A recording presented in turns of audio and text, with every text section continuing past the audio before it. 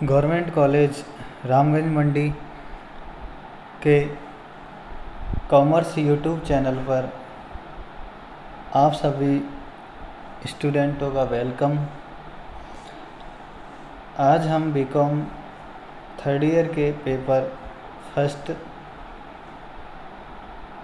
के टॉपिक अंतर्राष्ट्रीय व्यापार, आवश्यकता एवं महत्व, international trade, the need and importance के बारे में अध्ययन करेंगे। तो सबसे पहले अंतर्राष्ट्रीय व्यापार का अर्थ, मीनिंग ऑफ इंटरनेशनल ट्रेड। अंतर्राष्ट्रीय व्यापार किसे कहते हैं, क्या होता है? देखो, दो या दो से अधिक राष्ट्रों के बीच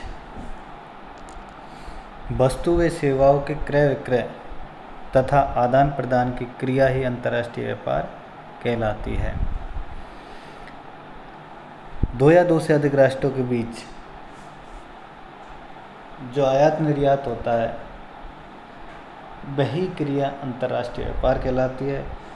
यह अंतर्राष्ट्रीय व्यापार दो या दो से अधिक देशों के बीच व्यापार संबंधों को व्यक्त करता है, ट्रेड रिलेशन को व्यक्त करता है। जब वस्तु अथवा सेवाओं का क्रय विक्रय एक ही देश की सीमाओं में होता है तो उसे हम आंतरिक व्यापार कहते हैं, और जबकि वस्तु और सेवाओं का क्रय विक्रय अथवा विनिमय दो या दो से अधिक राष्ट्रों के बीच होने पर वह अंतर्राष्ट्रीय व्यापार या विदेशी व्यापार कहलाता है। दो या दो से अधिक देश, जैसे किसी दो देशों के मध्य, उदाहरण के लिए भारत और अमेरिका के व्यापार के बीच जो व्यापार हो रहा है वह अंतर्राष्ट्रीय व्यापार कहलाता है। भारत और इंग्लैंड के बीच, भारत व रूस के बीच जो व्यापार हो रहा है वो अंतर्राष्ट्रीय व्यापार कहलाता है। अंतर्राष्ट्रीय व्यापार की अलग अलग अर्थशास्त्रियों के द्वारा भी इसकी परिभाषा दी गई है, जिसमें प्रोफेसर हेराल्ड ने जो परिभाषा दी है वो है, विदेशी व्यापार का उदय तब होता है जब श्रम विभाजन राष्ट्रीय सीमाओं से बाहर आगे बढ़ाया जाता है।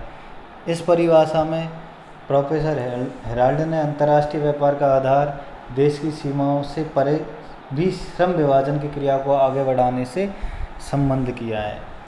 इसी प्रकार ब्रिटेनिका एनसाइक्लोपीडिया ने भी एक परिभाषा अंतर्राष्ट्रीय व्यापार की दी है।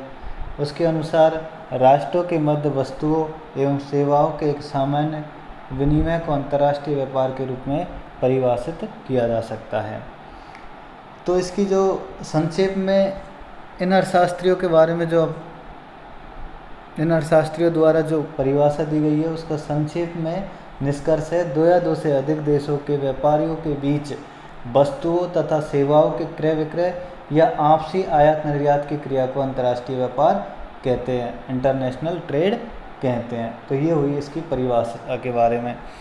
अब हम इसके अंतर्राष्ट्रीय व्यापार का वर्गीकरण व्यापार की प्रकृति के अनुसार तीन भागों में विभाजित किया जा सकता है। तो अंतर्राष्ट्रीय व्यापार का वर्गीकरण तीन भागों में विभाजित किया जाता है। तो सबसे पहला है निर्यात व्यापार, जिसको बोलते हैं एक्सपोर्ट ट्रेड। दूसरा है आयात व्यापार, इंपोर्ट ट्रेड। तीसरा है पुनर्निर्यात। क्या है? पुनर्निर्यात। तो पहला हुआ निर्यात व्यापार, दूसरा हुआ आयात व्यापार, तीसरा हुआ पुनः निर्यात व्यापार, री एक्सपोर्ट ट्रेड। तो सबसे पहले हम पढ़ेंगे निर्यात व्यापार क्या है। जब कोई राष्ट्र अपने यहाँ निर्मित या उत्पादित माल को किसी दूसरे देश को विक्रय कर बेचता है तो विक्रेता देश के लिए यह निर्यात व्यापार कहलाता है तथा विक्रेता देश निर्यातक कहलाता है। जैसे भारत से चाय, कपास, जूट का निर्मित माल, इंजीनियरिंग सामान आदि विदेशों को भेजा जाता है। यह भारत के लिए निर्यात है तथा भारत इसका निर्यातक है। आयात व्यापार क्या होता है? जब कोई देश अन्य देशों से माल क्रय करता है अथवा मंगवाता है या खरीदता है तो क्रेता देश के लिए मंगवाया गया माल आयात व्यापार इंपोर्ट ट्रेड कहलाता है और क्रेता अथवा आयातकर्ता देश आयातक कहलाता है। उदाहरण: भारत खाद्यान्न, मशीनों, विद्युत परिवहन का भारी सामान इंग्लैंड, अमेरिका, रूस और जापान से क्रय करता है अथवा मंगवाता है तो भारत के लिए यह आयात व्यापार है और भारत क्रेता के रूप में आयातक है।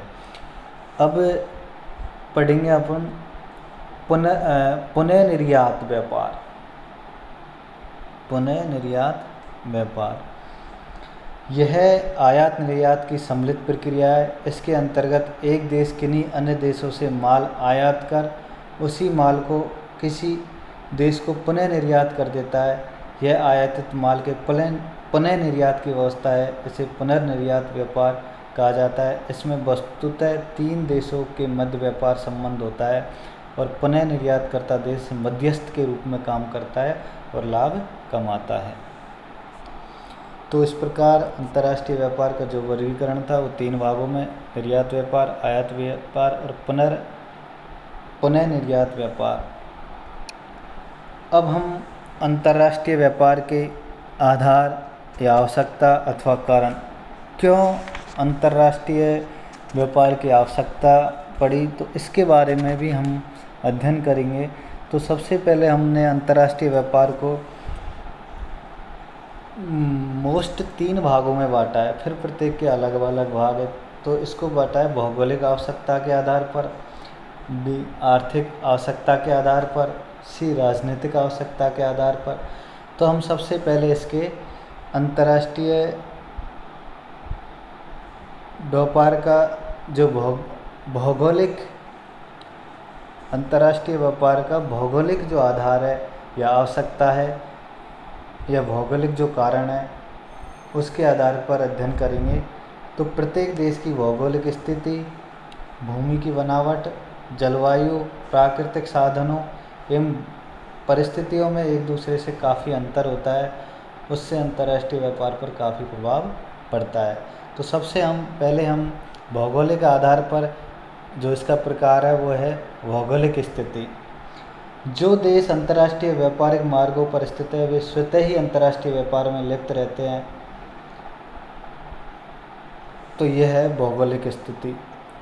दूसरा है प्राकृतिक संपदा। जिस देश में विपुल खनिज एवं वन संपदा होती है ये अपने विपुल साधनों के उत्पादन को विदेशों में भेजकर विदेशी मुद्रा अर्जित करते हैं। तीसरा है जलवायु एवं भूमि की विभिन्नता। इसके कारण भी अलग अलग देशों में अलग अलग उत्पादन एवं अलग अलग मांग उत्पन्न होती है। कृषि प्रधान देश कृषि उपजों का निर्यात करते हैं जबकि औद्योगिक निर्मित माल आयात करते हैं। अब है आर्थिक आधार या आवश्यकता के आधार पर अंतर्राष्ट्रीय व्यापार। तो इसमें सबसे पहले आता है उत्पादन साधनों में कम गतिशीलता। जहाँ एक और भूमि, प्राकृतिक संपदा एवं वातावरण में गतिहीनता होती है वहाँ श्रम एवं पूंजी में गतिशीलता सीमित होने से अंतर्राष्ट्रीय व्यापार को प्रोत्साहन मिलता है। तो पहला हुआ उत्पादन साधनों में कम गतिशीलता। दूसरा है औद्योगिक एवं तकनीकी ज्ञान में अंतर। ये क्या है?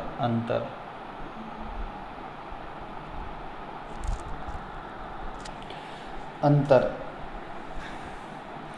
तो इसमें क्या है, कुछ देशों में उच्च तकनीकी ज्ञान एवं उन्नत प्रौद्योगिकी ज्ञान के कारण कई प्रकार के आधुनिक वस्तुओं का उत्पादन होता है, जबकि पिछड़े देशों में उनका नितांत अभाव होने से अंतर्राष्ट्रीय व्यापार को प्रोत्साहन मिलता है। तीसरा है श्रम विभाजन एवं विशिष्टीकरण। तो यह भी एक मुख्य कारण है अंतर्राष्ट्रीय व्यापार का। इसमें क्या होता है, श्रम विभाजन एवं विशिष्टीकरण की बढ़ती प्रवृत्ति के कारण अंतर्राष्ट्रीय व्यापार को बढ़ावा मिलता है, क्योंकि किसी वस्तु विशेष के उत्पादन में विशिष्टीकरण कर बड़ी मात्रा में उत्पादित माल का निर्यात आवश्यक हो जाता है और दूसरे कच्चे माल का आयात करना पड़ता है। चौथा, तुलनात्मक लागत में सापेक्षिक अंतर। पांचवा, उत्पादन आधिक्य एवं अभाव। छठा, आर्थिक संकट में सहायता।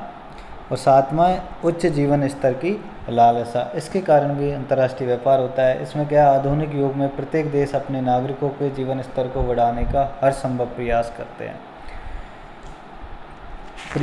और वो अतः विदेशों से आयात को बढ़ाया जाता है और उन वस्तुओं के उपभोग की चेष्टा की जाती है जो देश में उपलब्ध नहीं है। तो इसके कारण भी अंतर्राष्ट्रीय व्यापार होता है। फिर लास्ट है विदेशी विनिमय अर्जन। कुछ राष्ट्र विदेशी बाजार में अपनी वस्तुओं एवं सेवाएं निर्यात कर विदेशी मुद्रा अर्जन करने के प्रयास करते हैं। उससे अंतर्राष्ट्रीय व्यापार का जन्म होना स्वाभाविक है। तो इस कारण भी अंतर्राष्ट्रीय व्यापार किया जाता है। अब लास्ट जो है अंतर्राष्ट्रीय व्यापार के राजनीतिक आधार। तो राजनीतिक आधार भी है एक अंतर्राष्ट्रीय व्यापार का, जिसमें सबसे पहले है राजनीतिक संबंध कायम करना एवं सुदृढ़ करना। आजकल बहुत से देशों में परस्पर राजनीतिक संबंध कायम करने तथा उन्हें सुदृढ़ बनाने की होड़ सी आता है। इसके कारण वस्तु एवं सेवाओं के आयात निर्यात का सहारा लिया जाता है। दूसरा, राजनीतिक प्रभुत्व की इच्छा। आज विश्व गुटों में बटा हुआ है और प्रत्येक गुट पूंजीवादी, समाजवादी एवं गुट निरपेक्ष एक दूसरे को अपने गुट में मिलाने के लिए तथा अपने राजनीतिक प्रभुत्व कायम करने के लिए आयात निर्यात का सहारा लेता है। तीसरा, राजनीतिक सुरक्षा एवं स्वाधीनता। प्रत्येक देश अपनी राजनीतिक सुरक्षा एवं सार्वभौमिकता के लिए उन वस्तु एवं सेवाओं का आयात निर्यात करते हैं जो उसमें मदद करते हैं। भारत अमेरिका एवं रूस तथा अन्य देशों से सैनिक साज सामान मंगवाता रहता है। इसी प्रकार अपने पड़ोसी देश से सुरक्षा की भी पूर्ण व्यवस्था करता है। तो राजनीतिक सुरक्षा एवं संविधानता के लिए भी अंतर्राष्ट्रीय व्यापार होता है। जैसे भारत विदेशों से जो सुरक्षा के लिए, देश की सुरक्षा के लिए जो फाइटर विमान या जो युद्धों के लिए जो हथियार मंगाता है, ये भी अंतर्राष्ट्रीय व्यापार का एक कारण है। तो आज हमने अंतर्राष्ट्रीय व्यापार का अर्थ, अंतर्राष्ट्रीय व्यापार के प्रकार, अंतर्राष्ट्रीय व्यापार के वर्गीकरण या अंतर्राष्ट्रीय व्यापार किन आधारों पर, किन आवश्यकता या किन कारणों से होता है, इसके बारे में पढ़ा। आगे हम इसी कॉमर्स यूट्यूब चैनल पर निरंतर आपकी कक्षाएं संचालित रहेगी। आप इन कक्षाओं को देखकर अपनी तैयारी को सुदृढ़ कर सकते हैं। थैंक यू आप सभी विद्यार्थियों।